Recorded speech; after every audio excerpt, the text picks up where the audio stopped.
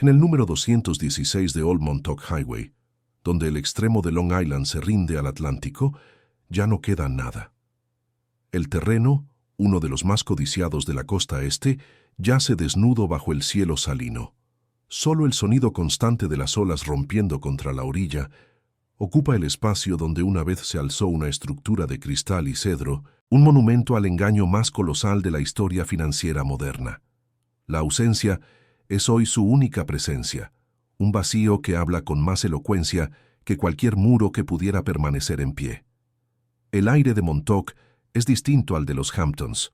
Es el olor de la vieja riqueza, discreta y segura de sí misma, que no necesita anunciarse. Aquí el poder no grita, susurra a través de setos cuidados y caminos privados que serpentean hacia el mar. Fue en este enclave de lujo silencioso donde Bernard Madoff eligió erigir el escenario principal de su vida pública, una declaración de intenciones arquitectónica que debía ser leída como un manifiesto de solidez y buen gusto. La casa que una vez ocupó este lugar no era una fortaleza, era su opuesto, una construcción de líneas modernistas y limpias, diseñada para disolverse en el paisaje, obra del célebre diseñador Thierry Despont. Su estética era la de una serenidad estudiada, una calma costera que prometía refugio y orden.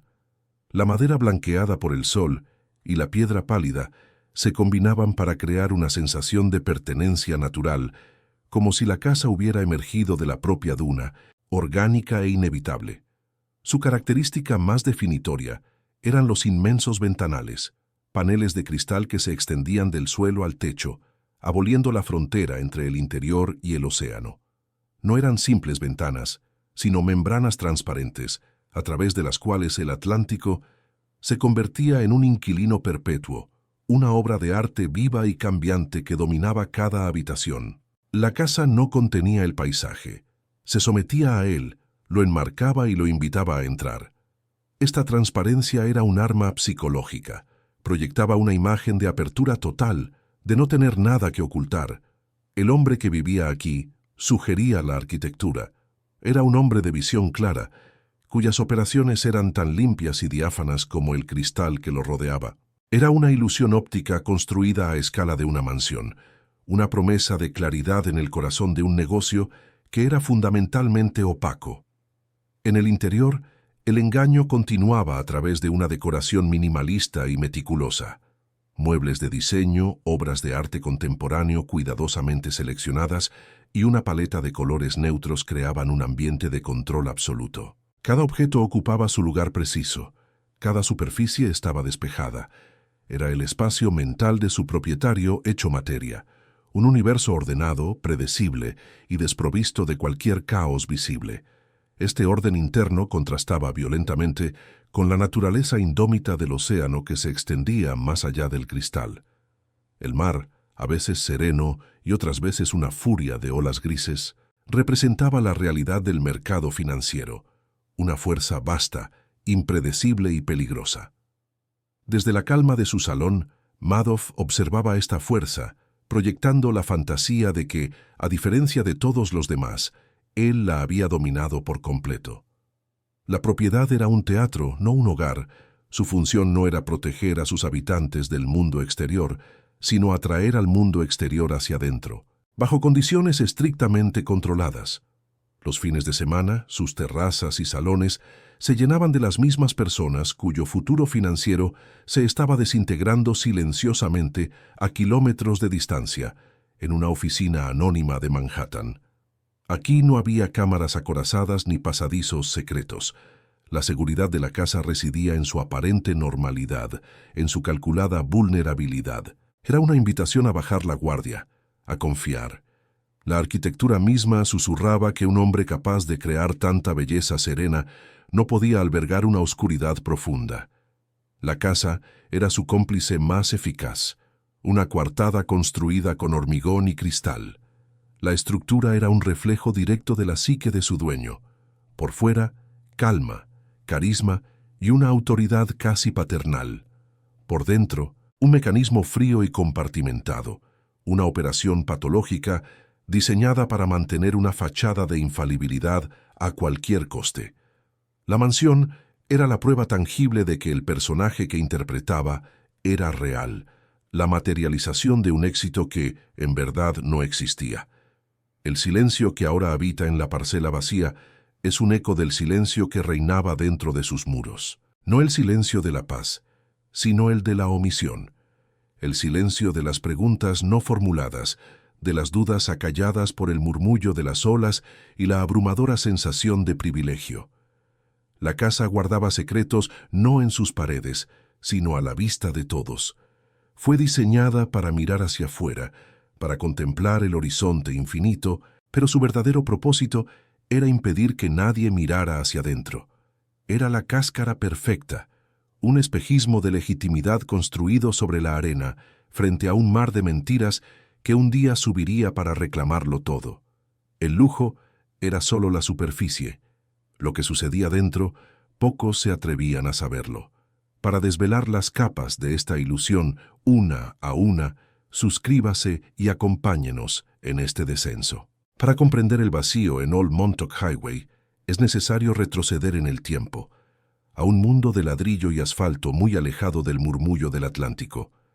La historia de Bernard Madoff no comienza con el estruendo de un imperio que se derrumba, sino con el discreto zumbido de la ambición en el barrio de Queens, Nueva York. Nacido en una familia de clase media, su infancia no estuvo marcada por la privación extrema, sino por algo más sutil y penetrante, la conciencia de estar al otro lado del puente, mirando hacia el epicentro del poder y la riqueza que era Manhattan. Su universo temprano era uno de aspiraciones modestas y trabajo duro, un entorno que valoraba la respetabilidad por encima de todo. No había fracturas traumáticas evidentes, solo la presión constante de ascender, de demostrar valía en un mundo que medía el éxito en cifras. Esta necesidad de validación se convirtió en el motor silencioso de su vida, una fuerza que lo impulsaría a cruzar ese puente y no solo a unirse al juego financiero, sino a reescribir sus reglas para su propio beneficio. Los primeros pasos en el mundo de las finanzas no fueron los de un depredador, sino los de un innovador. Con el dinero ahorrado de trabajos de verano, fundó su propia firma en 1960. Se labró una reputación como un pionero, un advenedizo inteligente que desafiaba a los gigantes de la Bolsa de Nueva York, creando un mercado electrónico más eficiente. Fue aquí donde aprendió una lección fundamental: la legitimidad era el mejor de los camuflajes. Su negocio de creación de mercado era real, rentable y respetado. Le otorgó un estatus, una plataforma desde la cual proyectar una imagen de genio y fiabilidad. Este éxito tangible se convirtió en el escudo perfecto para la actividad que comenzaría a gestarse en la sombra. El Madoff público, el visionario tecnológico que ayudó a dar forma al Nasdaq, era una construcción tan sólida y creíble que nadie se atrevería a cuestionar lo que ocurría a puerta cerrada. El punto de inflexión moral no fue un evento cataclísmico, sino una erosión gradual, una serie de pequeñas concesiones a la deshonestidad. Pudo haber comenzado con la necesidad de cubrir una pérdida inesperada, un tropiezo que amenazaba con manchar su historial impecable. El miedo a fallar, a que la fachada de infalibilidad se resquebrajara, era más poderoso que cualquier código ético. El primer fraude no fue un acto de codicia, sino un acto de vanidad herida. Esa primera mentira, concebida como una solución temporal, se convirtió en la piedra angular de una estructura mucho más grande y monstruosa. Alimentar el engaño inicial requería nuevas mentiras, nuevos capitales para cubrir los agujeros. Pronto, el mecanismo para ocultar el fracaso se transformó en la propia maquinaria del negocio. El esquema Ponzi no fue tanto un plan preconcebido como una bestia que creció por sí misma, exigiendo ser alimentada para que su creador pudiera seguir interpretando el papel de maestro del universo. La psique de Madoff se dividió. Desarrolló una capacidad casi patológica para la compartimentación, manteniendo dos realidades paralelas que nunca debían tocarse. Por un lado, el negocio legítimo, bañado por la luz pública y la aclamación. Por otro, la operación fraudulenta, relegada al secreto de una planta de oficinas separada, un universo paralelo donde se fabricaban los rendimientos y se imprimían los extractos de cuenta falsos. Este dualismo mental exigía un control absoluto sobre su entorno. Cada detalle de su vida pública, desde su forma de vestir hasta su tono de voz, fue calibrado para proyectar calma, orden y autoridad. La obsesión por el control no era un rasgo de personalidad, sino un mecanismo de supervivencia. El caos, la imprevisibilidad o el más mínimo error podían hacer que los dos mundos colisionaran, y eso era un escenario existencialmente aterrador para él. Fue en este caldo de cultivo psicológico donde nació el deseo de la casa de Montauk. No era simplemente una aspiración a la riqueza, era la búsqueda de un escenario físico que pudiera materializar la versión idealizada de sí mismo. Montauk, con su aura de poder discreto y establecido, representaba la legitimidad definitiva, la aceptación en el círculo más íntimo de la élite que él, el chico de Queens, siempre había observado desde la distancia. La propiedad frente al mar se convirtió en una obsesión creciente, el ancla material para una vida cada vez más ficticia. Necesitaba un lugar que no solo reflejara su éxito, sino que lo validara. Un hogar que, por su propia existencia, silenciara cualquier duda persistente sobre la procedencia de su fortuna. La casa debía ser la prueba irrefutable de que él era exactamente quien decía ser. La elección de un diseño modernista, de líneas limpias y cristal, no fue casual. Era una declaración deliberada. Mientras su vida profesional se volvía cada vez más opaca, su espacio personal debía encarnar la transparencia. La arquitectura se convertiría en su coartada más elocuente, una estructura que gritaba apertura y honestidad para ocultar el abismo de secretismo que se ensanchaba en su interior. Así, la mansión no fue un capricho adquirido en la cima de su poder, sino un componente esencial en su construcción.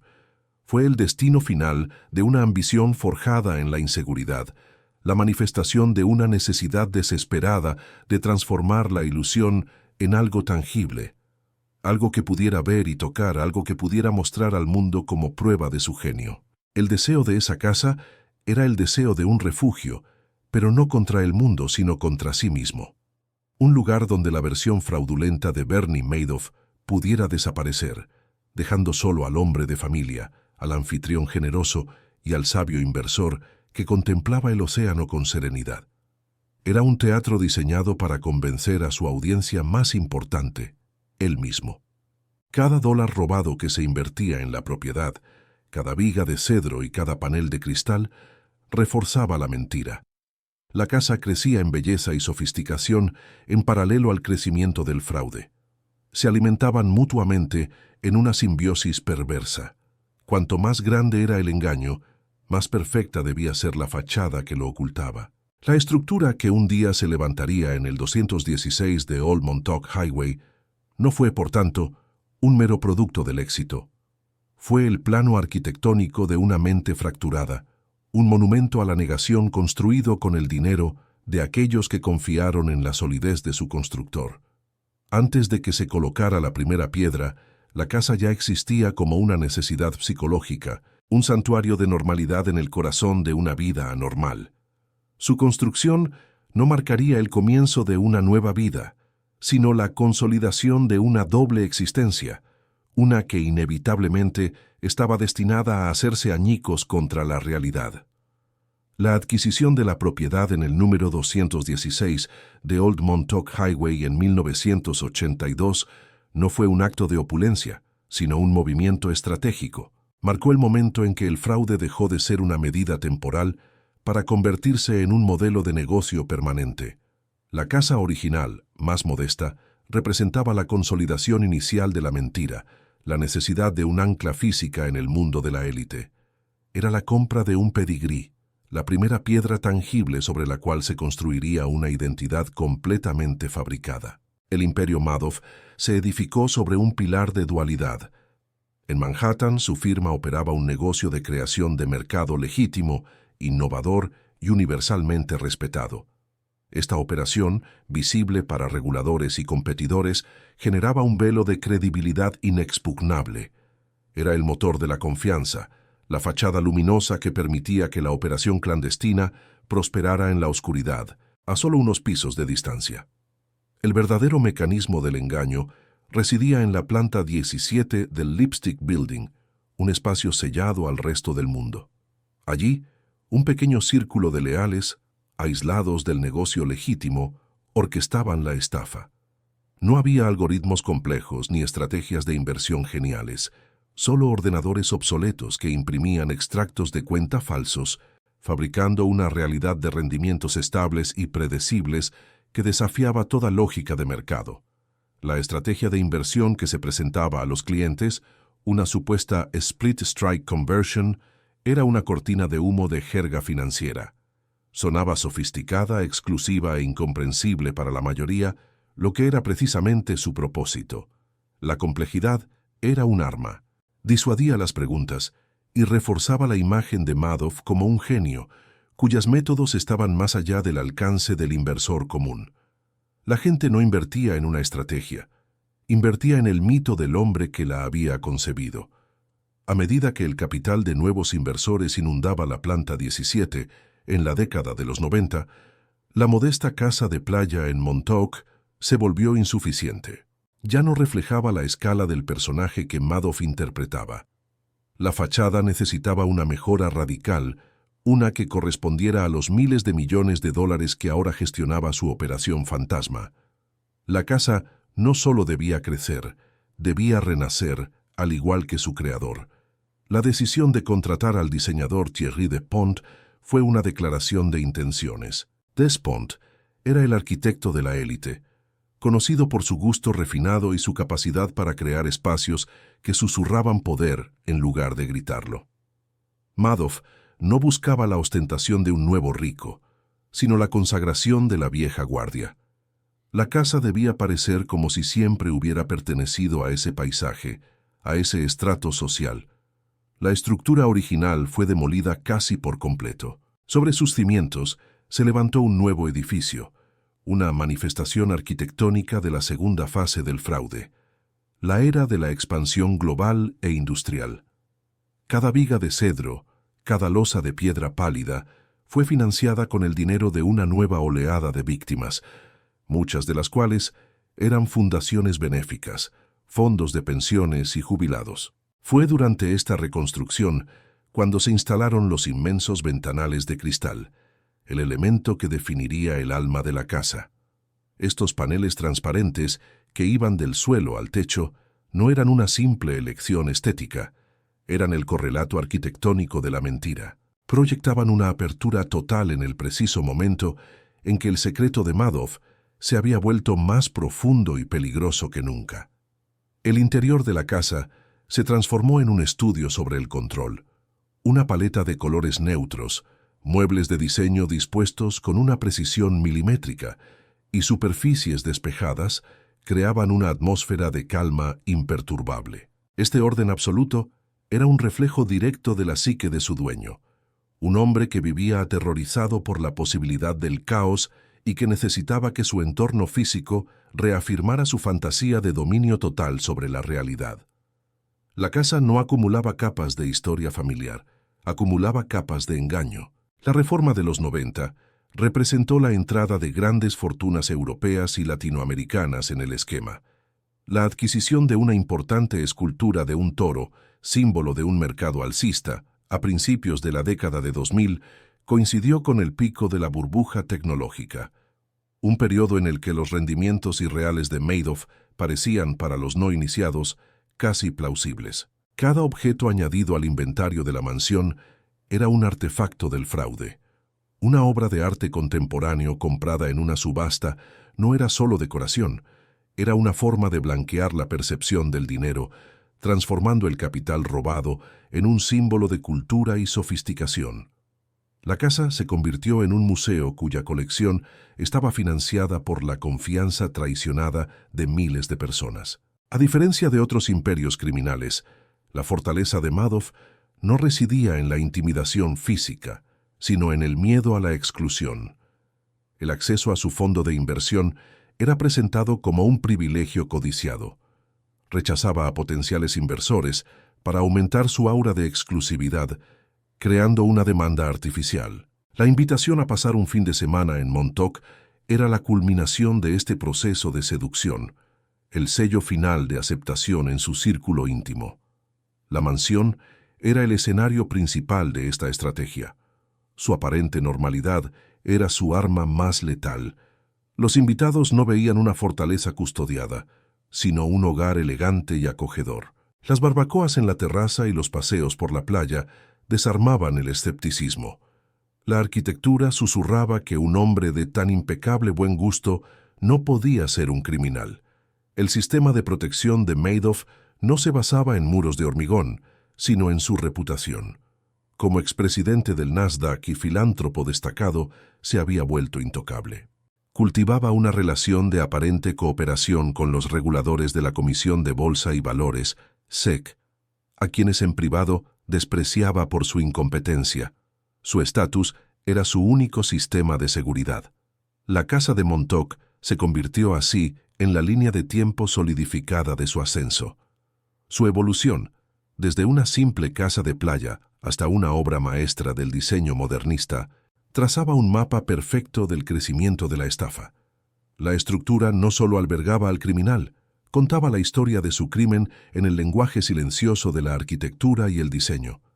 El dinero nunca se blanqueaba en el sentido tradicional. El fraude era su propio mecanismo de lavado, absorbía capital limpio de inversores legítimos y lo devolvía, en parte, en forma de ganancias ficticias. Este ciclo cerrado creaba una ilusión de legitimidad perpetua, y la mansión era la prueba visible de que el ciclo funcionaba. La perfección estética de la propiedad se volvió directamente proporcional a la monstruosidad de la mentira.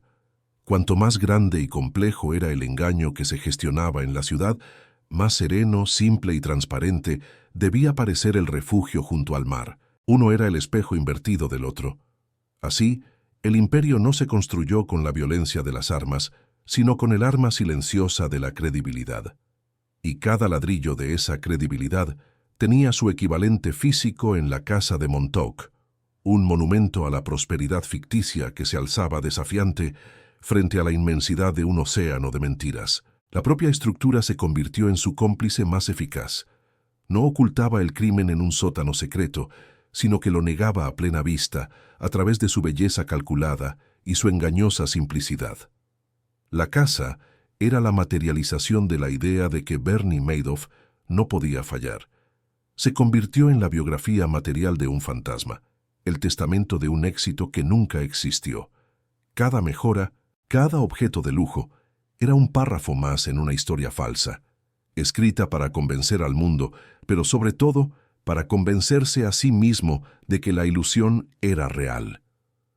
Los imperios criminales a menudo delatan la psique de su dueño a través de la arquitectura. ¿Qué detalle revela mejor la vanidad de su constructor? ¿El salón de baile de mármol, las ventanas a prueba de balas o la cámara acorazada subterránea? En la cúspide de su poder, la mansión del 216 de Old Montauk Highway ya no era una casa, sino un sistema perfectamente afinado.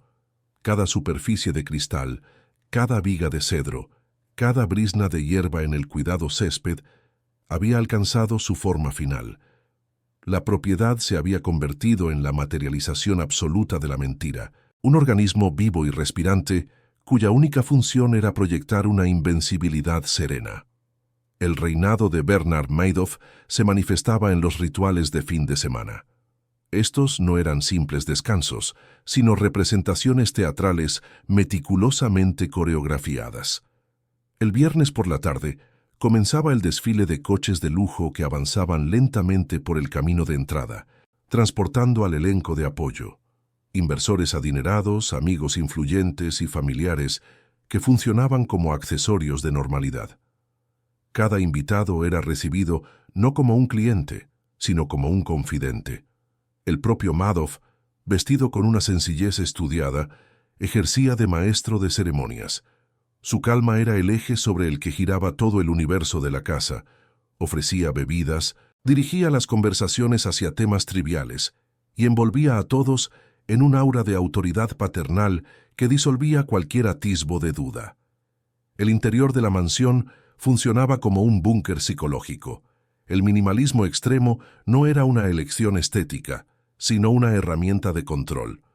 En un entorno donde cada objeto tenía su lugar exacto y no había nada superfluo, el desorden mental o la pregunta incómoda parecían una intrusión violenta. El orden visible imponía un orden tácito en el comportamiento de los presentes. Las fiestas no eran celebraciones estridentes, sino reuniones controladas. Se desarrollaban principalmente en las terrazas y salones con vistas al océano, utilizando el vasto paisaje como telón de fondo.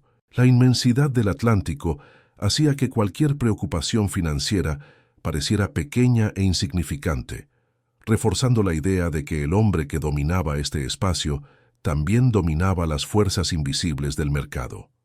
La seguridad de la propiedad no residía en cámaras o guardias armados, sino en su aislamiento autoimpuesto y su aura de exclusividad. La verdadera fortaleza eran las barreras sociales que Madoff había erigido. Estar allí era una prueba de pertenencia a un círculo donde la confianza no se cuestionaba, se daba por sentada. Dudar del anfitrión era arriesgarse a la exclusión, un destino social peor que la pérdida financiera. Detrás de la fachada del anfitrión generoso se escondía una grotesca soledad. Rodeado de gente que lo idolatraba, Madoff estaba completamente solo, el único conocedor del abismo que se ocultaba bajo el suelo de diseño. Cada sonrisa, cada apretón de manos, era parte de una actuación agotadora, una defensa contra la exposición. La casa era su teatro, pero también su prisión. Las paredes de cristal, diseñadas para simbolizar la transparencia, se habían convertido en los barrotes de una jaula de oro. Desde dentro podía ver el mundo, el mar, el cielo, pero estaba irrevocablemente atrapado en la farsa que él mismo había construido. No había escapatoria, porque el carcelero y el prisionero eran la misma persona. Por la noche, cuando los invitados se retiraban, la verdadera naturaleza de la mansión se revelaba. El silencio no traía paz, sino una tensión amplificada. Las estancias vacías y perfectamente ordenadas parecían un mausoleo de su éxito ficticio. Madoff a menudo se quedaba solo en el salón principal, contemplando la oscuridad sobre el océano. Esa vista nocturna era su único confidente. El mar, indiferente y eterno, era el único testigo que conocía la fragilidad de su imperio. En su superficie oscura no veía un reflejo de su poder, sino la imagen del caos primordial que su esquema apenas lograba contener, una marea negra esperando el momento de subir y reclamarlo todo. Los objetos de la casa, las obras de arte, los muebles de diseño, no eran fuentes de placer, sino anclas. Cada pieza era un recordatorio tangible de la magnitud del fraude, un eslabón más en la cadena que lo ataba a su mentira. No poseía sus lujos lo poseían a él, exigiéndole perpetuar el engaño para justificar su existencia. La rutina era su mecanismo de supervivencia. El desayuno a la misma hora, los paseos por la playa por el mismo sendero, las conversaciones repetidas. Esta previsibilidad era un conjuro contra la imprevisibilidad del mundo real, un intento desesperado de imponer una narrativa ordenada sobre una realidad fundamentalmente caótica y fraudulenta. La mansión se había convertido en una extensión directa de su mente compartimentada. Los espacios públicos, luminosos y abiertos, representaban su personaje público. Pero los espacios privados, los dormitorios y despachos, albergaban el peso de un conocimiento insoportable. Eran las celdas donde el verdadero Madoff cumplía su condena en secreto. Incluso las interacciones más íntimas estaban contaminadas por la función estratégica de la casa. El afecto familiar se exhibía como parte del decorado, una prueba más de la solidez y respetabilidad del patriarca. La casa difuminaba la línea entre el hogar y el escenario hasta que ya no existía ninguna diferencia. El océano, visto a través de los ventanales, era un barómetro de su estado psicológico. En los días de calma, cuando el mar era un espejo azul, la ilusión de control era casi perfecta. Pero durante las tormentas, cuando las olas grises golpeaban la orilla con furia, la violencia exterior era un reflejo de su pánico interior, un recordatorio de que las fuerzas que pretendía dominar eran, en última instancia, indomables. La opulencia de la casa no era para el disfrute, sino para la defensa. Era una armadura de buen gusto. La lógica era simple y devastadora. Un hombre capaz de crear y mantener una belleza tan serena y perfecta no podía albergar un secreto tan oscuro y destructivo. La estética era su coartada más poderosa. El aislamiento no era solo físico, dictado por la ubicación de la propiedad, sino existencial. Al construir un mundo basado en una mentira total, se había exiliado de la experiencia humana genuina. No podía permitirse la vulnerabilidad, la duda o la confesión.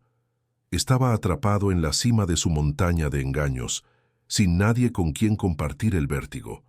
Los rituales de control se extendían a los detalles más nimios. La temperatura de la piscina, la disposición de las toallas, la marca del vino servido. Cada elemento estaba predeterminado. Esta obsesión por los detalles era una forma de desviar la atención, tanto la suya como la de los demás, del único detalle que importaba, que nada de aquello era real. La casa en su apogeo era un organismo que había aprendido a mentir por sí mismo. Su atmósfera susurraba promesas de seguridad y crecimiento perpetuo. Era un entorno que hacía físicamente difícil el escepticismo. La propia arquitectura trabajaba activamente para reforzar la estafa, convirtiéndose en un cómplice silencioso pero fundamental. En este punto Madoff se creía invencible, no por arrogancia, sino por necesidad. La posibilidad del fracaso era tan catastrófica que su mente simplemente la había borrado como una opción viable. La mansión era la prueba física de esta negación, un monumento de hormigón y cristal a su propia infalibilidad autoimpuesta. Sin embargo, en la perfección absoluta de este reino, comenzaban a aparecer fisuras imperceptibles. Una pausa demasiado larga en una conversación, una mirada evasiva, el sonido de las olas que de repente parecía más una advertencia que una nana. La estructura, llevada a su máxima tensión, empezaba a vibrar con la inminencia de su propio colapso. El reinado en Montauk fue, en esencia, la calma tensa en el ojo del huracán, un espacio de orden antinatural rodeado por la furia creciente de una realidad financiera que, tarde o temprano, se derrumbaría sobre él. La fortaleza de cristal, diseñada para durar una eternidad, estaba a punto de demostrar que era tan frágil como el hombre que la había concebido.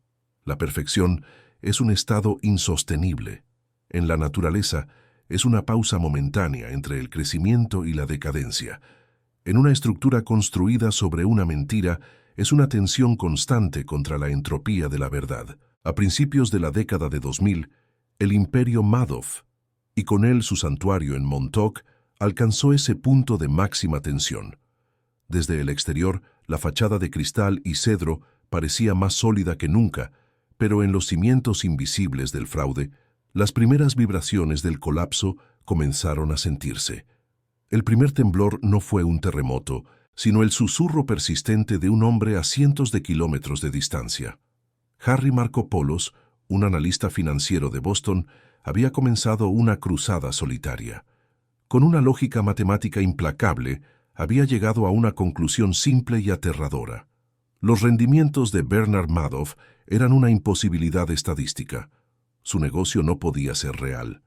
Durante años, Markopolos envió sus hallazgos a la Comisión de Bolsa y Valores, detallando con una precisión forense por qué la operación de asesoría de inversiones era, sin lugar a dudas, un gigantesco esquema Ponzi.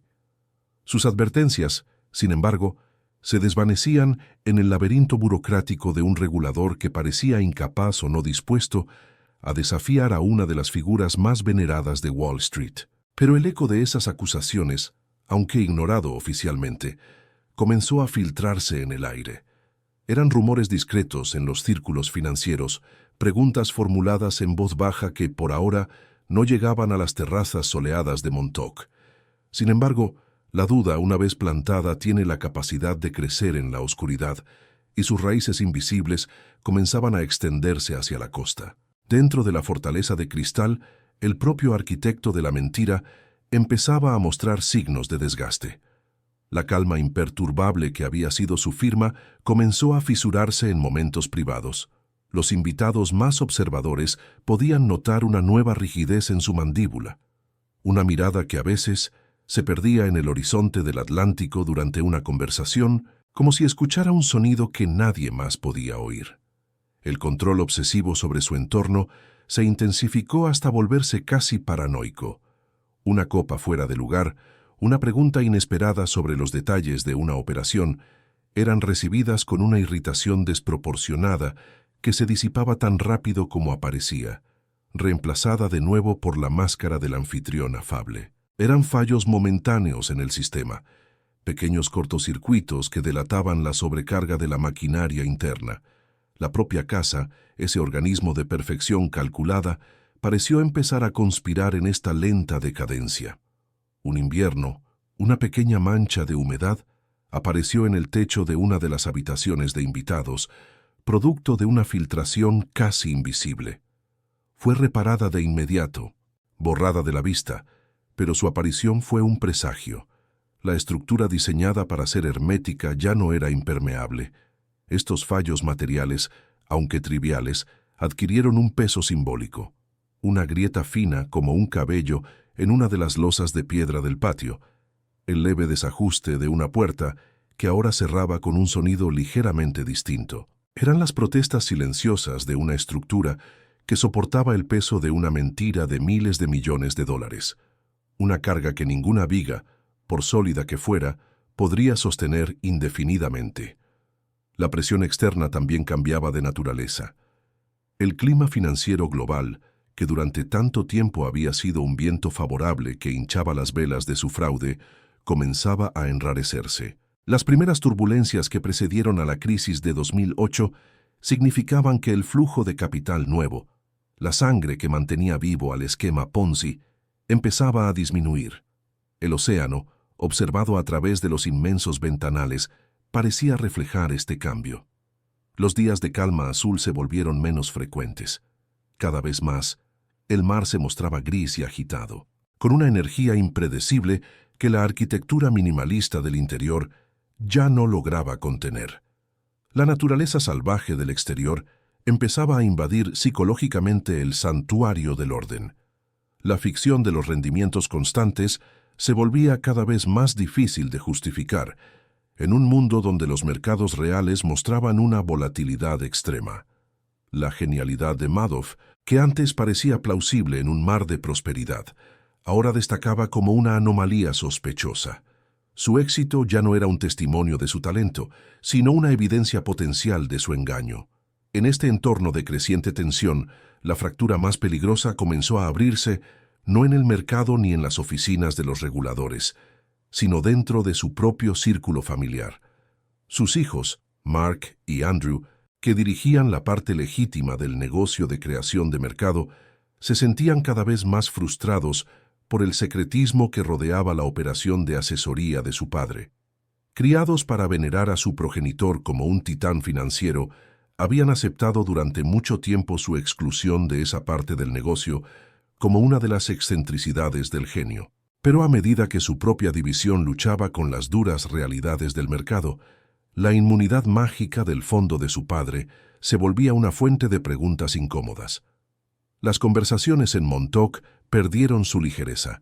Una pregunta de Mark sobre la estrategia, una duda de Andrew sobre la falta de transparencia, eran suficientes para helar el ambiente en la terraza. Madoff desviaba estas preguntas con una autoridad paternal que empezaba a sonar hueca, una negativa a compartir los secretos de su éxito que ya no parecía protectora, sino defensiva.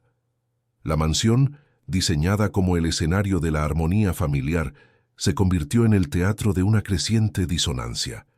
Los espacios abiertos y transparentes ahora albergaban silencios tensos y miradas evasivas. El clan Madoff, el pilar central de su imagen pública de respetabilidad, mostraba signos de una fractura interna. El propio Madoff se encontraba cada vez más aislado, incluso rodeado de su familia. El peso del secreto le impedía cualquier forma de confesión o vulnerabilidad.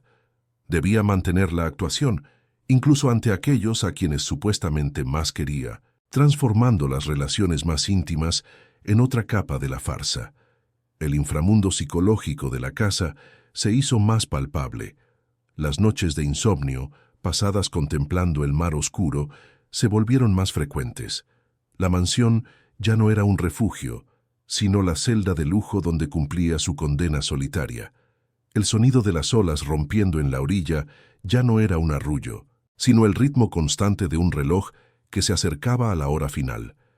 A finales de 2007, la atmósfera dentro del 216 de Old Montauk Highway era la de una calma antinatural, la quietud que precede a la ruptura de una presa. Todos los elementos de la catástrofe estaban en su lugar. Un fraude insostenible, un mercado global al borde del abismo y una familia cuya confianza se estaba erosionando. Los inmensos ventanales ya no enmarcaban una vista de poder y posibilidades infinitas. Ahora parecían una pantalla gigante en la que se proyectaba la inminencia de la tormenta. Reflejaban tanto el cielo cambiante como la creciente turbulencia en el rostro de su dueño. La estructura había sido diseñada para soportar el escrutinio desde el exterior, para proyectar una imagen de solidez. Pero no fue construida para resistir la presión desde dentro. Las grietas que finalmente la derribarían no vendrían de un ataque frontal, sino de la implosión de sus propios cimientos podridos, un colapso que comenzaría en el corazón mismo del imperio, la familia. El colapso de un universo no es un estallido, sino una implosión. Comienza con una retirada silenciosa, como la marea que se aleja de la orilla para revelar lo que yacía oculto bajo la superficie. Para el imperio Madoff, esa marea fue la crisis financiera global de 2008. El pánico se apoderó de los mercados y los inversores, temerosos, corrieron a reclamar su dinero. Las solicitudes de retirada de fondos alcanzaron la cifra imposible de $7.000 millones, una cantidad que no existía en ninguna cuenta, sino solo en los extractos de cuenta fabricados en la planta 17. El mecanismo que había funcionado durante décadas se gripó de repente. El flujo constante de nuevo capital, la sangre vital de cualquier esquema Ponzi, se secó. La bestia, privada de su alimento, comenzó a devorarse a sí misma. Por primera vez, la matemática del fraude se volvió contra su creador. La ilusión ya no podía sostenerse con nuevas promesas ni con el aura de exclusividad. La realidad, en forma de cifras frías e inexorables, llamó a la puerta. Atrapado, sin escapatoria posible, Bernard Madoff tomó la última decisión que le quedaba. No fue un acto de contrición, sino de desesperación. El 10 de diciembre de 2008, en su ático de Manhattan, reunió a sus hijos Mark y Andrew. Allí, bajo la luz artificial de la ciudad que había conquistado, confesó. No hubo una explicación compleja, solo una frase brutalmente simple que demolió el pilar sobre el que sus vidas habían sido construidas. Todo era una gran mentira. La confesión no fue un susurro, fue la detonación que fracturó los cimientos de la familia. Para sus hijos, criados a la sombra de un mito, la revelación fue un cataclismo existencial. El hombre que veneraban como un genio era un farsante. El lujo que habían dado por sentado era el producto de un robo a escala monumental. Su decisión, tomada en medio del shock y la traición, fue inmediata y definitiva. Denunciarían a su propio padre a las autoridades. El fin llegó con una rapidez anticlimática. Al día siguiente, agentes del FBI entraron en el ático de Manhattan. No hubo resistencia.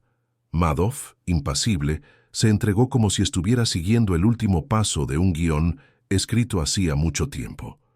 El arresto del titán de Wall Street se convirtió en la noticia que sacudió al mundo. Un símbolo perfecto de la podredumbre que yacía en el corazón del sistema financiero.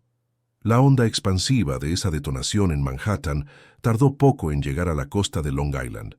La mansión del 216 de Old Montauk Highway, hasta ese momento un santuario de poder y serenidad, se convirtió de la noche a la mañana en un objeto de oprobio.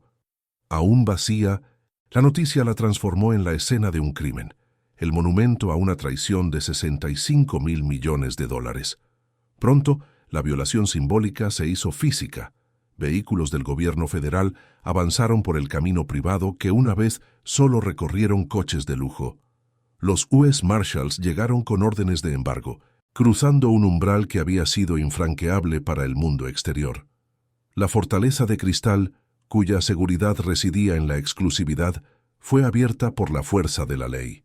La casa, diseñada para la transparencia, se vio traicionada por su propia arquitectura.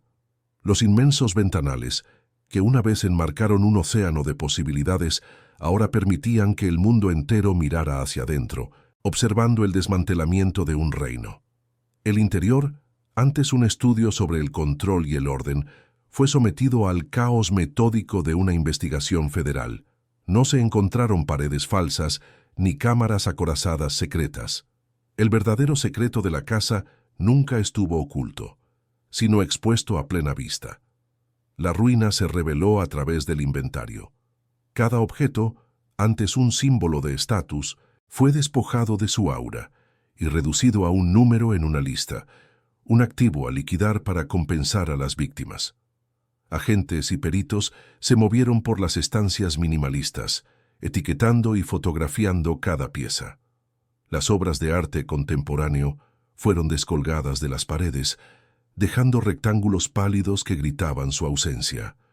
Los muebles de diseño fueron medidos y catalogados. Los objetos personales, desde los jerseys con las iniciales bordadas hasta los libros en las estanterías, fueron convertidos en pruebas de un estilo de vida financiado por el fraude. La famosa escultura del toro, símbolo de un mercado alcista perpetuo, fue preparada para su traslado, su poder simbólico ahora invertido, transformado en un ícono de la codicia ciega. Cada artículo extraído de la casa era un pedazo de la mentira que se desprendía, una capa de la fachada que se arrancaba para exponer el vacío que había debajo. El proceso convirtió la casa en su propio negativo. Si antes fue un teatro para atraer a los inversores, ahora era un almacén judicial. Si su atmósfera fue de calma controlada, ahora era de profanación burocrática. El orden obsesivo de Madoff fue reemplazado por el orden implacable de la justicia. Los ventanales ya no reflejaban el rostro de un hombre que se creía dueño del horizonte.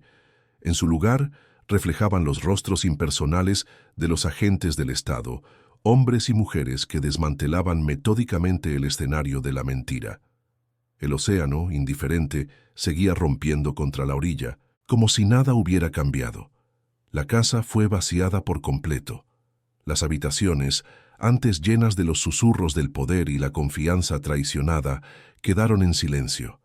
La estructura de cedro y cristal se convirtió en una cáscara hueca, una concha abandonada en la playa por una criatura que había sido arrancada de ella.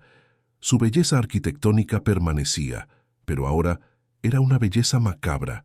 Las líneas limpias y los espacios abiertos ya no hablaban de serenidad, sino de la escala de la desolación.